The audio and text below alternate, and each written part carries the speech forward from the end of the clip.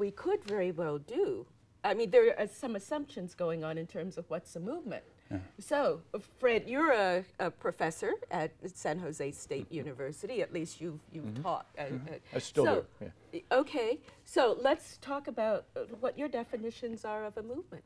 Well, I think a movement has, in this country, for a long time been when there is, from the bottom up, a belief system that is then operationalized around either one or more series of issues, whether that is the anti-war movement, whether it's the civil rights movement, the feminist movement, the environmental movement. We can move ourselves through history of the last 50 or 60 years. We can go back before that. I think this has all the earmarks actually of a movement because in part it isn't just the Occupy part. The Occupy is the easy part to get a visual representation of what's going on. You can see those, Jamal was talking about working across from City Hall in Oakland. My office is in the Santa Cruz County Courthouse as the county treasurer, and we were talking about before we went on air that there's an Occupy Santa Cruz movement, so I look out on it every day and see what's going on. The tie-in, I think, is that a movement is more, though, than specific images on TV. You were talking about the election is over. Tuesday night, what happened in a few places?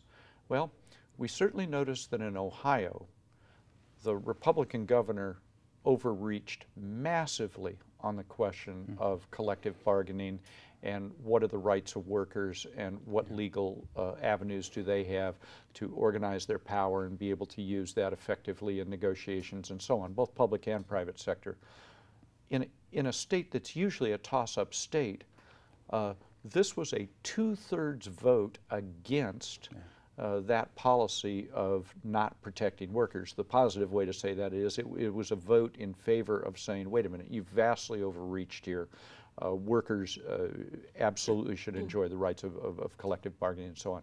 I think you look at other places in the United States, you see that the senator in Arizona, state senator who had authored the anti-immigration legislation was recalled.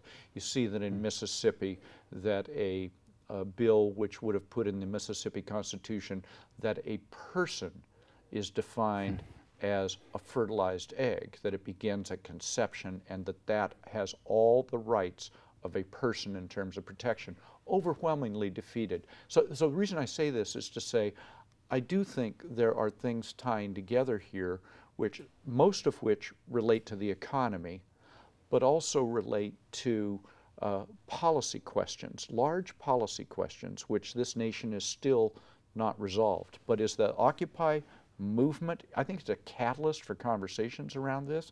I think it's a daily manifestation of people's frustration and concern and hope for change. Okay, a movement for you. I don't disagree with anything that Fred said. I think a movement, the only way I would add on to that is whether or not it's sustainable. And for me, I'm a very nuts and bolts kind of guy. What are we going to get out of it? So at the end of the day, if the Occupy movement doesn't yield anything worth mentioning, then well, maybe we call it a failed movement. But in my estimation, I'm constantly evaluating what's happening and whether or not their ability to ask for things succinctly, clearly, and get some sort of outcome related to those asks is something I'm generally, or at least on a daily basis, evaluating a movement for or on.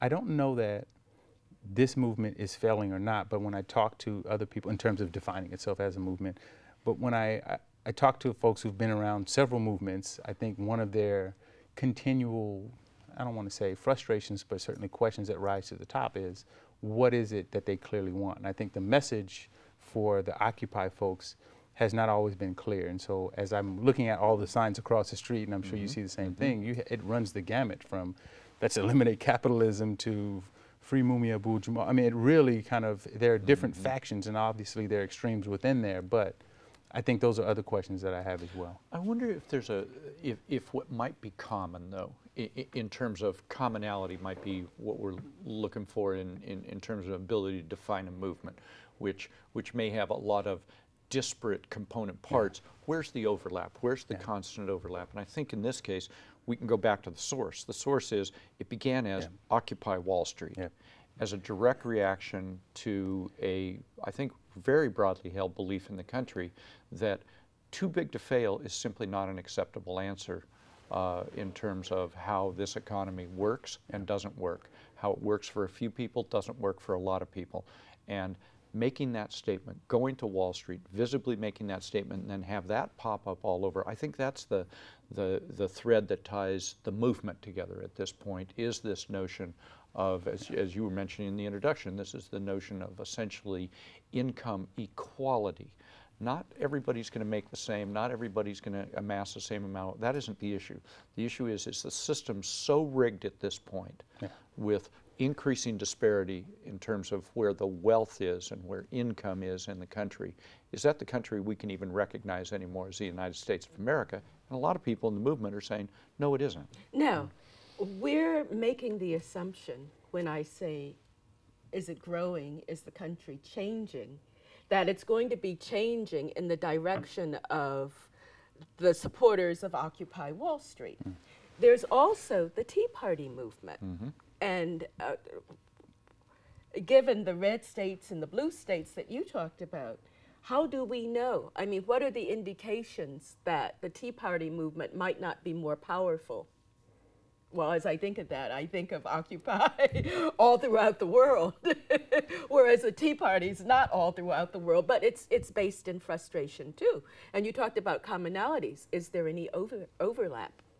I had this same conversation with a couple of colleagues like a week ago, and I think one of the immediate differentiations that we made is that a lot of the Tea Party movement was really based on getting into office and overturning existing majorities that were in Congress. And so the question that lays before them as a previous movement, if it is a current one, is what are they going to do with the power that they've amassed? And the big question or answer that we've seen so far is, I don't know. I don't think a whole lot. The movement direction for the Occupy Wall Street is one that, and I am obviously biased having worked on housing and banking financial reform issues, but it's really to get at the root, and that is change. We need to invert the system as it is currently structured such that it services the 99%, which, not to step on anyone else's jargon, but it's pretty much it.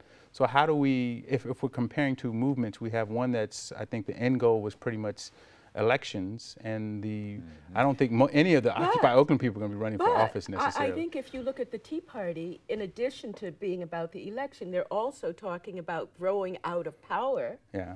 And then they're also, aren't they talking about the common man too? Making it easier to operate in this country, getting rid of the rules, the restrictions. I have a question how they define common man.